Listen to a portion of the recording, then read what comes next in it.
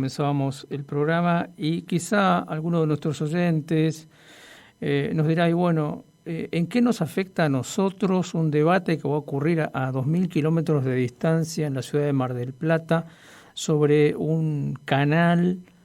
Y me parece que está bueno comenzar por esa pregunta al ingeniero Horacio Tetamanti, quien fuera subsecretario de Vías Navegables, y que bueno, conoce muchísimo este tema y que habitualmente es convocado para participar de coloquios, debates, conferencias sobre esta cuestión, ¿no? De las vías navegables, de la vía navegable Paraguay-Paraná y del canal Magdalena en particular.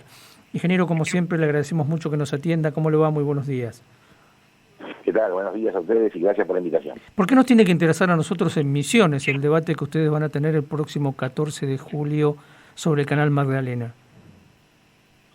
Mira, creo que Misiones es una provincia que particularmente va a estar impactada por las consecuencias que va a traer al país este canal. Lo cierto es que estamos hablando de la Argentina, sus provincias que constituyen el octavo país del mundo, entre los más extensos, y que sufren las consecuencias de una, digamos, emisión alumbrada ya en la década del 90, que fue justamente el abandono de las aguas, el retiro de las aguas y la significación de estos enormes recursos simplemente por las grandes exportadoras de recursos naturales. Ahora, cuando se dice que la Argentina, el 85% de su logística está basada sobre el camión y que solamente un 11% se utiliza el ferrocarril y menos del 1% por agua, siendo uno de los países con mayores litorales fluviales del mundo, parecería poco explicable, porque lo que cuesta $1 llevado por agua cuesta 10 en un ferrocarril y cuesta 100 en un camión. Y una provincia que justamente fue no solamente significada, sino que tiene una identidad originaria en el transporte por agua, que ha sido la provincia de Misiones. No olvidemos que el impacto que ha tenido, por ejemplo, las misiones productivas, las misiones jesuíticas, digamos, donde prácticamente podemos decir que el agua era su columna vertebral, ¿no es cierto?, de la conceptualización de esas capacidades productivas.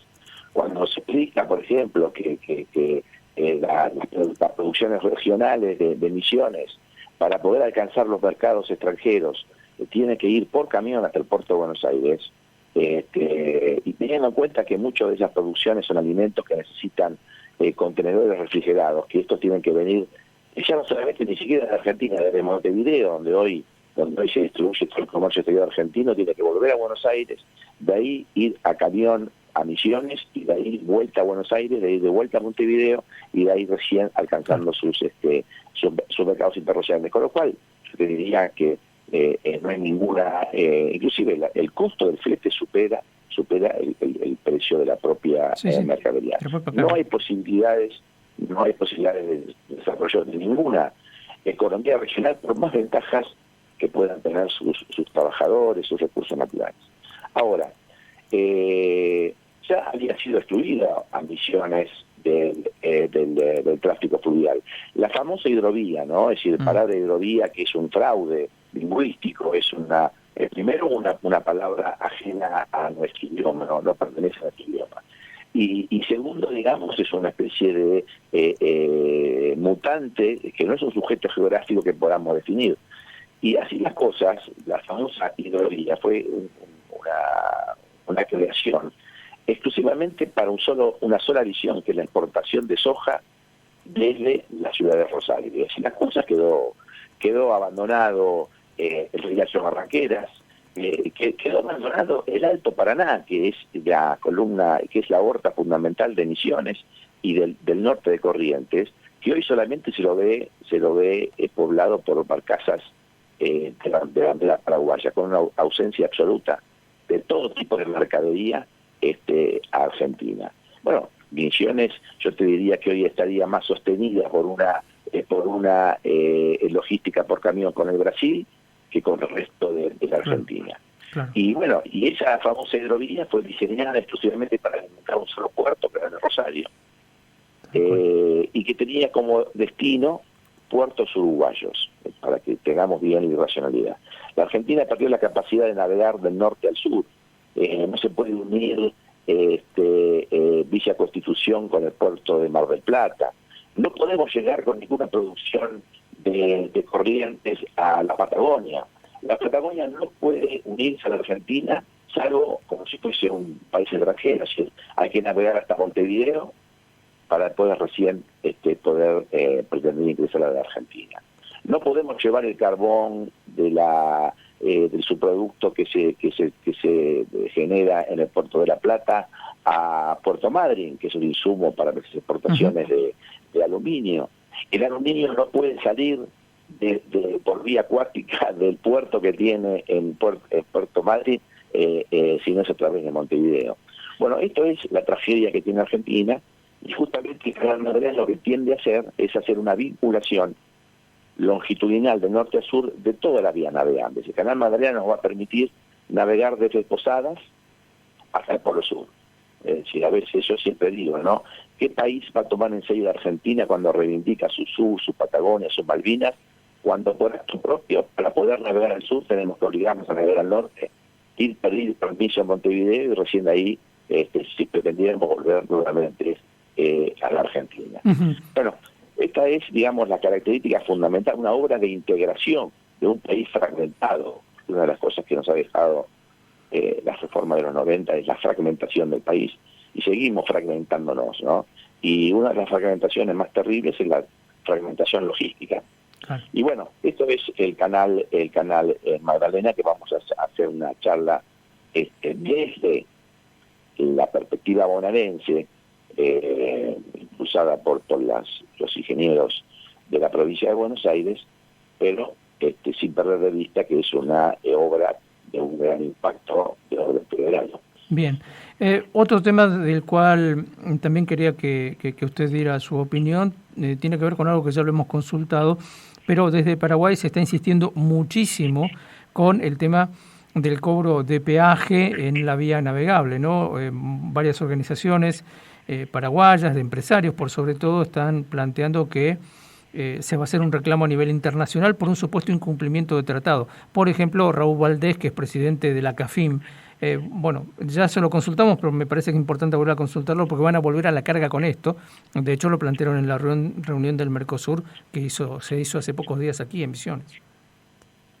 Bueno, el problema de la resolución del Ministerio de Transporte de pretender cobrar un peaje es la forma que se hizo, con los fundamentos que se esgrimieron, con los criterios que se le pretendió hacer.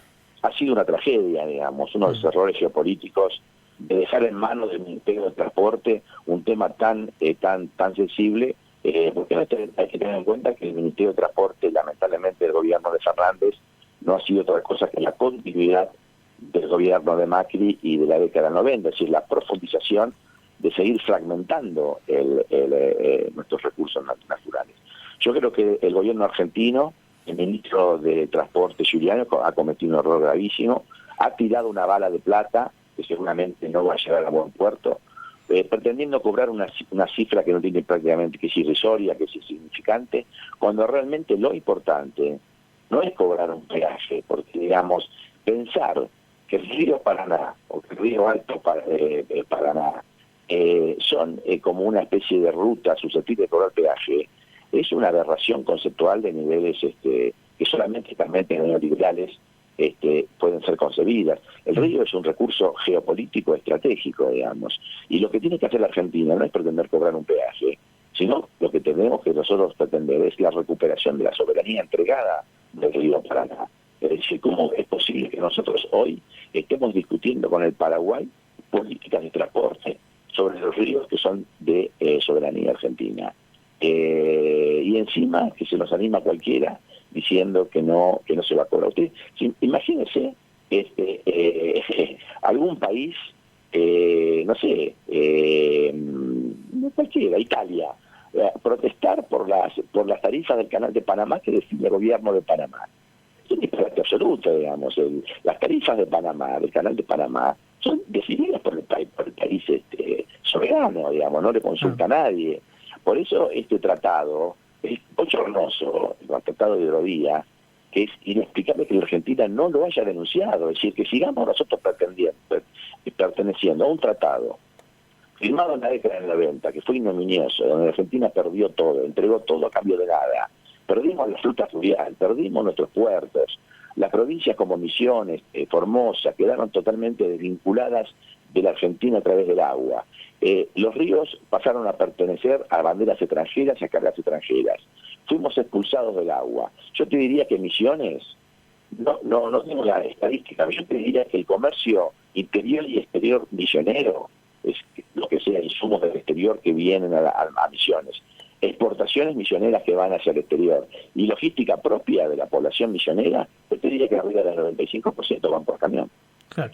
Teniendo un puerto excelente como el de Posadas absolutamente abandonado, teniendo un parque industrial que fue muy bien diseñado, digamos, vinculado al puerto, que prácticamente todas sus logísticas se hace por camión. Es decir, Misiones tiene un parque industrial ubicado detrás de un puerto, y sin embargo toda su logística se hace por camión. Entonces, la verdad, yo soy enormemente crítico. Yo creo que ha sido una tragedia la política marítima y fluvial del gobierno de Fernández, primero con el malogrado ministro Meoni, que las resoluciones que tomaron han sido catastróficas, no se han modificado y a partir de ahí fue una barranca abajo. Esto del peaje creo que ha sido otra comedia de enredos que nos va a seguir retrasando. Yo creo que hay que tomar una sola medida, que es la Argentina debe abandonar el Tratado de Hidrovía, recuperar la soberanía plena de sus ríos, fijar sobre ellos políticas consistentes para volver al agua y volver a poner al servicio de la economía nacional las enormes ventajas económicas que tiene el transporte por agua, y después ver si cobra o no cobra peaje. Es decir, como que si fuera esto un negocio, como que si el país estuviese en manos de 3 o 4 pícaros que simplemente lo visualizan en dónde y cómo puede cobrar un peaje, ¿no? Que por otro lado es miserable. Tal cual. Vamos a reiterar la fecha de realización de estas jornadas, en dónde van a hacerse, y una pena que al menos yo no vi que estuviera previsto que se haga una emisión vía algún tipo de plataforma, ¿no? Para poder participar desde aquí. Entiendo que sí. Voy a consultar con los organizadores, que son los colegios de ingeniería de la provincia, pero entiendo que sí. Yo voy a tratar ahora de averiguar a ver si lo voy a poner en mi página Facebook, si este es el caso. Sí. Sería muy interesante que Misiones participe, porque más allá que es una interpretación desde la visión de las consecuencias del canal Bananabela hacia los puertos bonaerenses, eso no obsta de que las consecuencias sobre el resto del país van a ser muy importantes, ¿no? Tal cual. Muchísimas gracias, como siempre, ingeniero. No, por favor, es a ustedes. Bien, charlábamos con el ingeniero Horacio Tetamanti, ex subsecretario de Puertos y Vías Navegables, hombre que sabe muchísimo de este tema. Se va a discutir la cuestión del canal Magdalena desde la perspectiva bonaerense, pero es muy importante esto igual, y él lo acaba de explicar. ¿Por qué es importante para Misiones? Porque, por ejemplo, reduciría los costos de logística de un modo drástico, ¿no? Especialmente para los exportadores, ¿no? Pero también aquello que viene desde el sur hacia nuestra provincia, y no reemplazaría el camión. Lo que se buscaría es una complementación, en todo caso, con el sistema de transporte por camiones, ¿no?